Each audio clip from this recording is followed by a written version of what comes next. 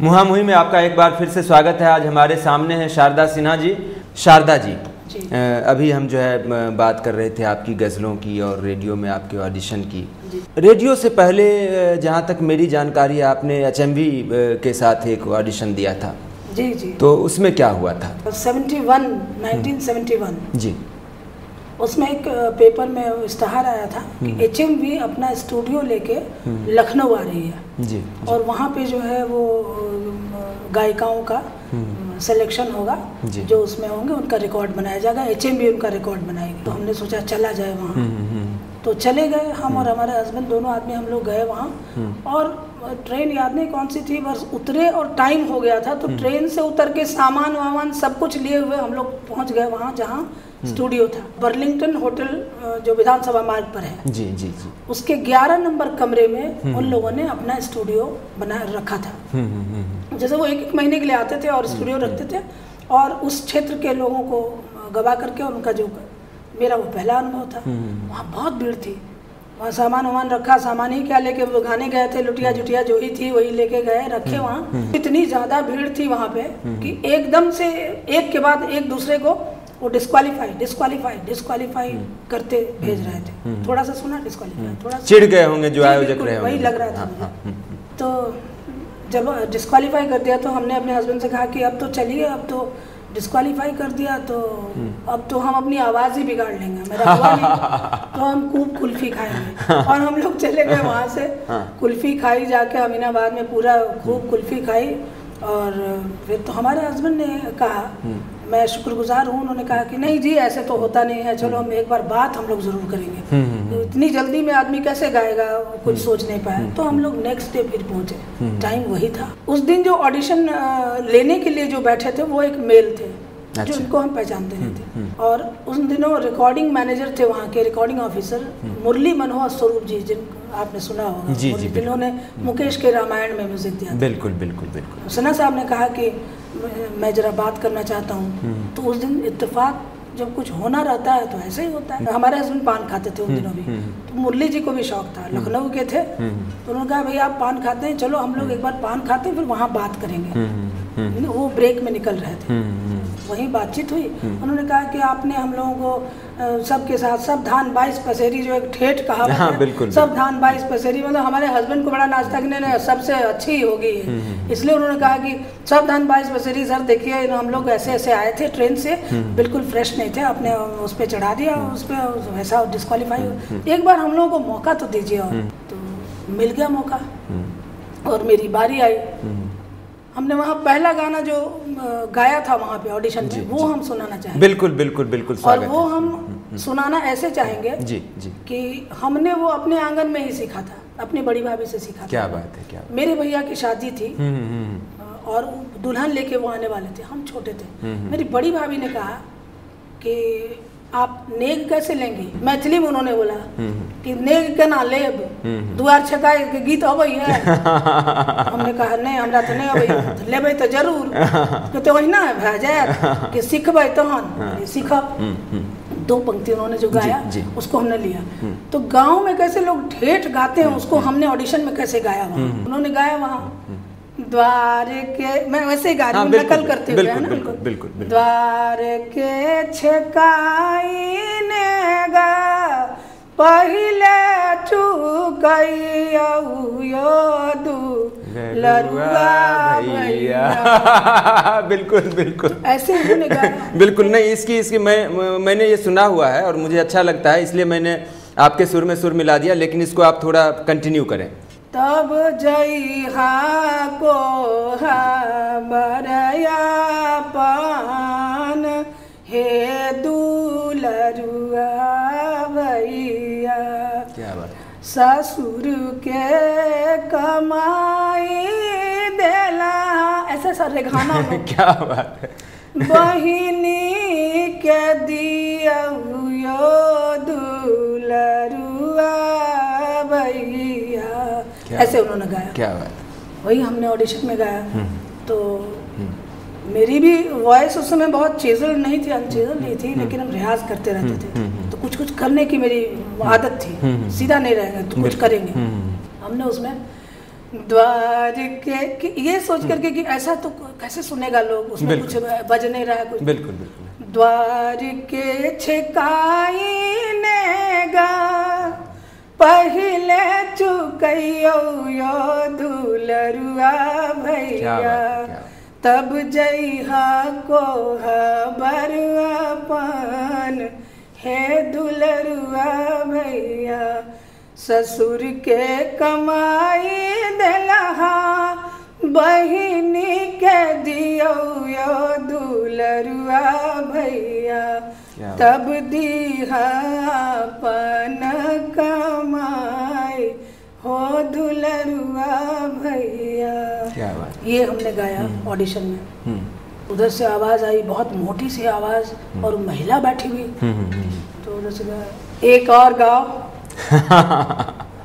सोचा आप क्या गाएं, तो दूसरा एक और गीत था जो मैंने वैसे ही सीखा था, उसका भी मैं आपको वो सुना दूं जो मैंने पहले सुना था। जरूर जरूर। ये है कन्यादान के लिए गीत गाते हैं। जी जी।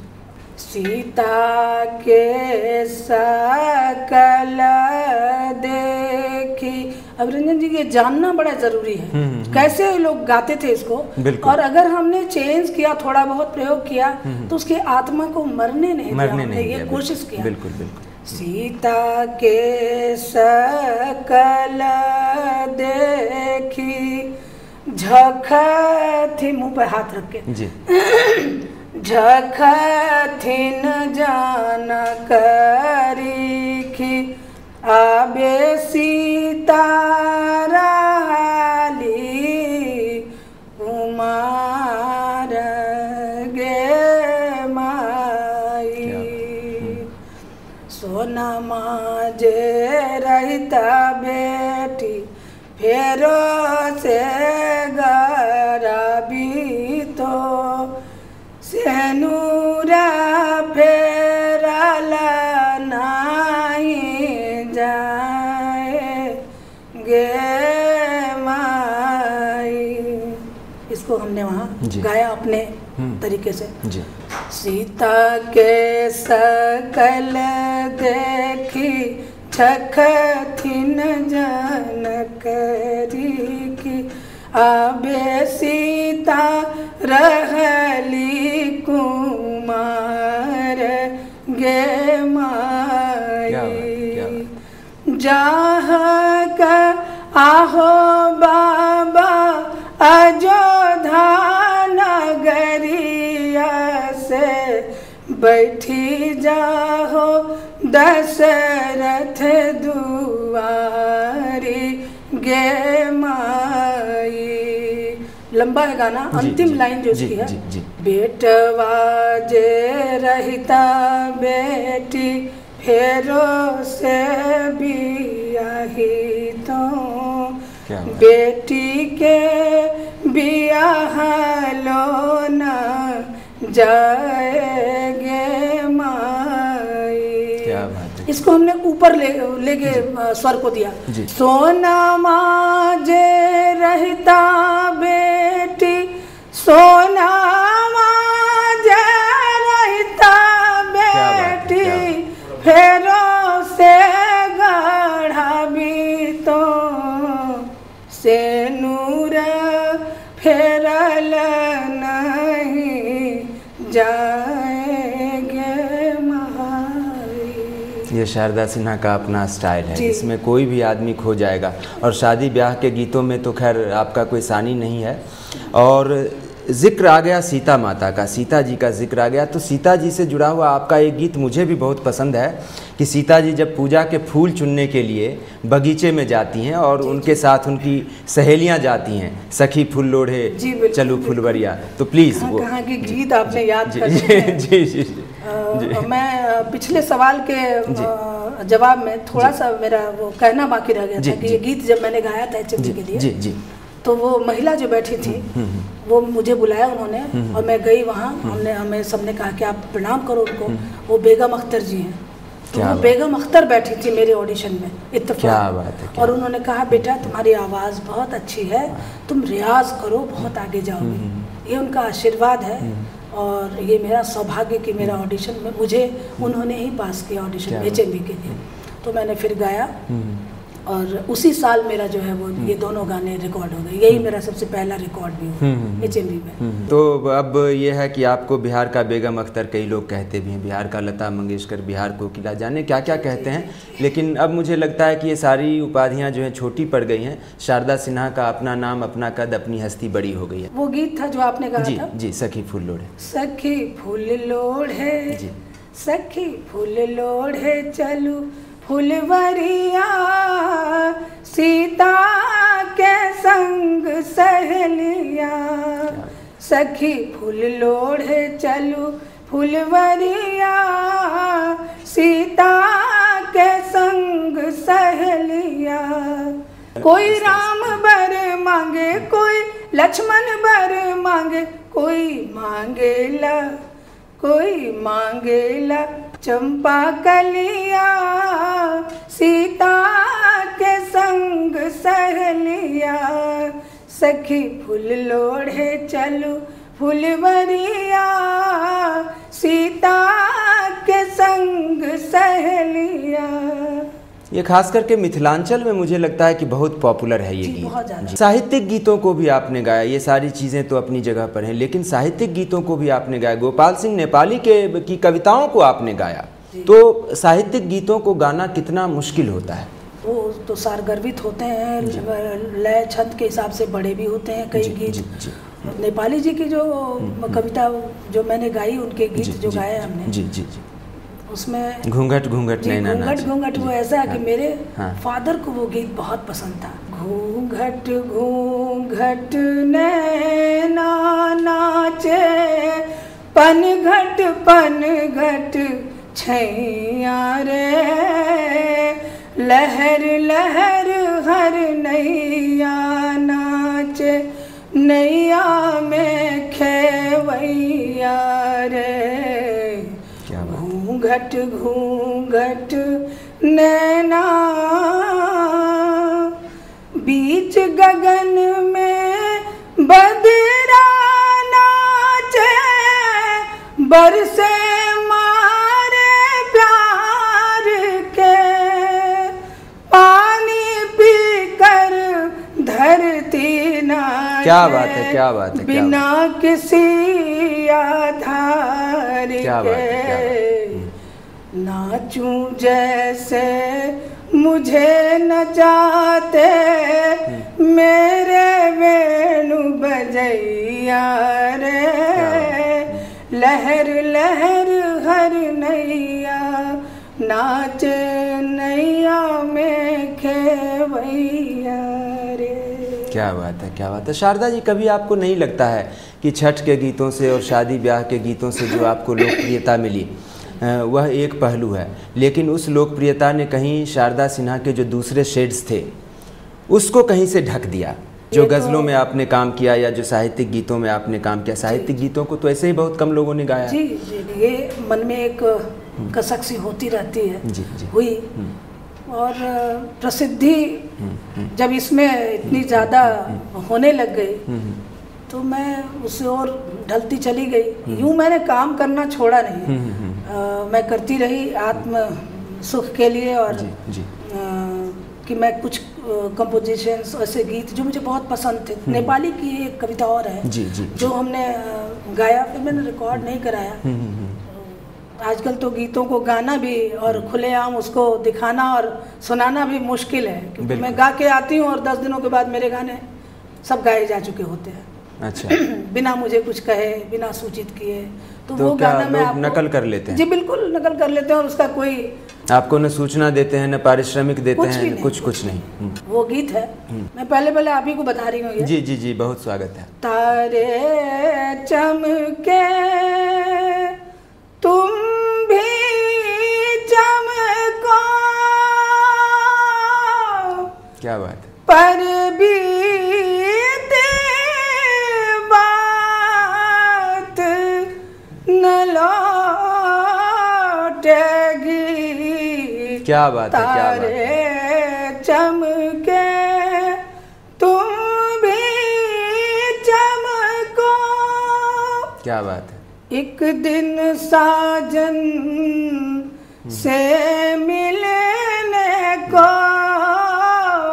एक दिन साजन से मिलने को, क्या बात है, बारात उठेगी आंगन से, क्या बात, शहनाई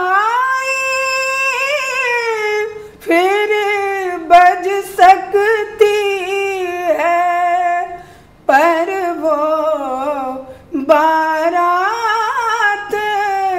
न लौटेगी। क्या बात है, क्या बात है। तारे चमके तुम भी चमको। क्या बात है। लेकिन शारदा जी, तारे चमकेंगे, आप भी चमकेंगी, और बीती बातों को भी हम लौटाएंगे, और बीती बातों को हम लौटा रहे हैं। बॉलीवुड की फिल्मों की तरफ भी आपने जो है अपना कदम बढ़ाया। मैंने प्यार किया, हम आपके हैं कौन, और कई फिल्मों में आपने, तो पहली बार जो है किस तरह से बॉलीवुड में आपको ब्रेक मिला? मेरा एक LP रिकॉर्ड आया था, श्रद्धांजलि, मैथिली विद्यापति के गीतों का जी। तो राजश्री प्रोडक्शन में ताराचंद बरजातिया जी, उनके पास जाने कैसे वो कैसेट आ गया, वो HMV का। उस कैसेट में पंडित नरेंद्र शर्मा जी की कमेंट्री थी। क्या बात है। और उस्ताद निज़ामुद्दीन खान साहब का तबला था। क्या बात। वो एक अलग सा अंदाज, और मेरा बहुत ही प्रिय वो 8 गीत मेरे जो हमने गाए, वो उन्होंने सुना। उन्होंने मुझे एक पत्र लिखा था कि आपकी गायकी हम लोगों को बहुत अच्छी लगी है, हम चाहते हैं कि हमारे आने वाले फिल्म में आप गाएं। तो मेरी रिकॉर्डिंग चल रही थी माई फिल्म की, भोजपुरी फिल्म माई की, बॉम्बे लैब में। जी जी जी। वहाँ उन्होंने मैसेज भेजा कि वो जब यहाँ से फ्री हों तो यहाँ से मिलते भी जाएं। तो हम वहाँ भावना बिल्डिंग में उनका वहाँ है, मैं वहाँ मिल गई, हम लोग मिले वहाँ। तो हमने वहाँ पे कुछ गाने वाने गाए। ताराचंद जी खुद ही थे वहाँ, राम लक्ष्मण जी थे, राज साहब थे, सारे लोग थे, और बड़े सुरीले लोग। फिल्मों में, बॉलीवुड में क्या राजनीति है, कहाँ राजनीति है, ये मैं नहीं जानती, मगर एज ए पर्सन नहीं। तो राजश्री ने अच्छी फिल्में बनाई भी, राजनीति होती होगी कहीं पर, लेकिन राजश्री की फिल्में देर से बनती है, लेकिन अच्छी, और अच्छा खराब, और ये तो कहीं भी किसी को भी होता है, लेकिन उन्होंने अधिकतर काम करके, वर्कआउट करके। उसमें हमने एक गाना गाया जो उनको बेहद पसंद आया था। वो गीत भोजपुरी था। जी जी जी। और वो मेरा एक कैसेट था, खैली बड़ा धोखा। हमने नाम सब हमने ही खुद रखा है अपने कैसेट्स का। तो खैली बड़ा धोखा, उसमें मुझे मुजरे भी गाने के शौक थे, क्योंकि दादरा ठुमरी अंदाज के कुछ। तो हमने एक भोजपुरी गीत को कंपोज किया था, वो हमने गाया उसमें। वो गीत मैं 2 पंक्ति सुनाऊं, तब आप सुनेंगे कि वो गीत नहीं। पहले वो 2 पंक्तियां आप सुना दें, उसके बाद सुन लें। जी। कुछ वो न बोलब चाहे, कुछ वो न बोलब चाहे, कौन सजा द, कहने का कसूर तने इतने बता। क्या बात है। कहने का कसूर, ये गीत था। जी जी जी। तो फिर हम लोग चले आए वहाँ से। फिर उन लोगों ने वर्कआउट किया। फिर हमें खबर आई कि आप रिकॉर्डिंग का ये डेट है। हम आए वहाँ रिकॉर्ड करने। तो जो गाना हमने सुना तो लगा कि अरे ये तो वही गाना। उन्होंने कहा हमसे, यही ईमानदारी है, उन्होंने कहा हमसे कि ये आपके गाने के ही बेस पर ये गाना तैयार हुआ है, आप इसको अपने स्टाइल में, बस आपकी गायकी चाहिए। तो हमने वो गाना सुना। अब वो गीत तो आप सब जानते हैं, कहे तो से सजना, असद भोपाली जी का लिखा हुआ। जी जी जी। असद भोपाली जी ने कहा, अम्मा तुम ये कूपे में खड़े होके क्या बंद के क्या गाती हो, अरे खुला गाओ खुला गाओ, उन्होंने कहा। तो वो गाना था जी। कहे तो से सजना, कहे तो से सजना, ये तोरी सजनिया, पग पग लिए जाऊं तोहरी बलैया में, पग पग लिए जाऊं तोहरी बलैया, पग पग लिए जाऊं तोहरी बलैया। और इस गाने ने बहुत सारे लोगों को रुला दिया था। जब वो फिल्म रिलीज़ होकर आई और भाग्यश्री और सलमान खान पर जब उसको फिल्माया गया था, तो इस गीत को सुनकर लोगों ने अच्छा हुआ हाँ। बस यही है उसके दृश्य आज भी मुझे याद है कि पहाड़ पे जो है वो पत्थर तोड़ना और उस बीच में संघर्ष एक दिखाया गया था और उस बीच में ये गाना जो है पार्श्वध्वनि के तौर पर बहुत ही अच्छा किया उन्होंने। हमने तो बिल्कुल ही नहीं सोचा था कि ये गाना, उसमें सारे लता जी के गाने थे, सोच भी नहीं सकते थे कि एक अलग सी आवाज़ है ये, इसको कौन सुनेगा ये, और बॉलीवुड के हिसाब से इसको कहाँ रखेगा लोग। लेकिन शारदा जी, राजश्री की एक और फिल्म थी हम आपके हैं कौन, और उसमें जो गाना आपका था वो मुझे शायद इससे भी बेहतर लगता है, वो जो सजन घर ले चली वाला। जी जी, वो ये जी, हम आपके हैं कौन में जी जी, जब वो रेणुका साहनी विदा हो रही है, बिल्कुल बिल्कुल उस समय था वो बिल्कुल जी।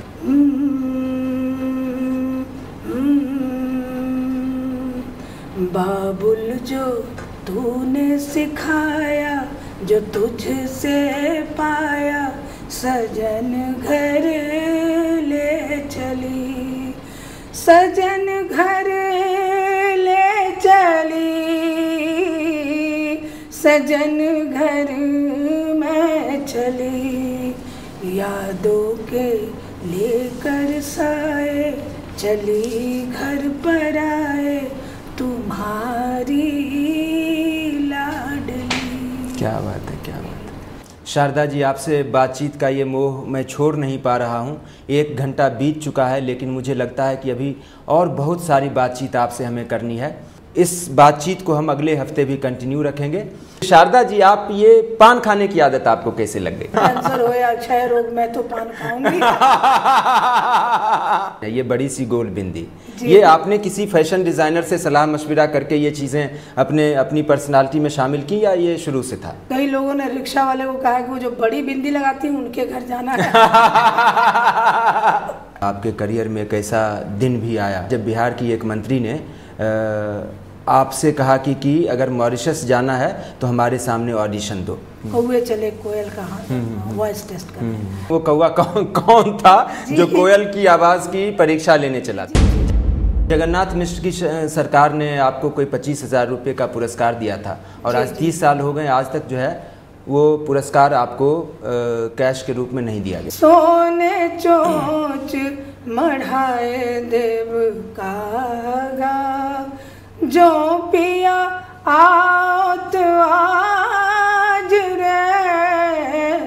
बिहार के 100 साल पूरे हुए, और बिहार के 100 साल के मौके पर मुझे लगता है कि आपको भुला दिया गया। 100वें बरस में बिहार। चलिए, ये आपकी खामोशी द म्यूजिकल जो है वो बहुत कुछ कहती है। तो और शारदा जी, मैंने ये सुना है कि अब आपको बिहार में विधान परिषद की सीट के लिए राज्यपाल द्वारा मनोनीत किया जाने वाला है। मुझे तो कोई सूचना नहीं इसकी। नहीं, मुझे कोई जानकारी ही नहीं। सूचना क्या, मुझे कोई जानकारी। किसी ने अभी तक आपसे कोई चर्चा नहीं की है? नहीं। कहीं से कोई सुगबुगाहट भी आपको नहीं मालूम? जी नहीं। उड़ती खबर भी आप तक नहीं आई है? जी नहीं। लेकिन शारदा जी, मुझे ऐसी सूचना मिल रही है कि अगर वंशवादियों और जुगाड़बाजों को एडजस्ट करने के बाद अगर कोई सीट बची रह जाएगी तो वो आपको दे दी जाएगी। अच्छा, बची वाली सीट?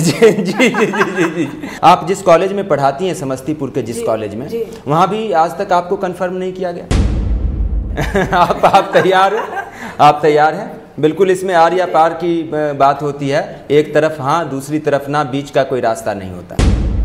जब आप शादी करके अपने मायके से विदा हो रही थी, उस वक्त भी आपके पिताजी ने फरमाइश कर दी, जाना है तो जाओ, लेकिन एक गाना सुना दी जाओ। जी बिल्कुल। बड़े रे जतन से हम सिया धिया पोसला।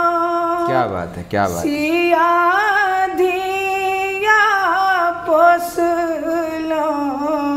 से हो धिया राम ने जा। बिहार की सारी भाभियों के लिए आप इस गीत की 2 लाइन। देवर बिन अंगना ना सोवे राजा, देवर बिन अंगना ना सोवे राजा, देवर बिन अंगना ना सोवे राजा।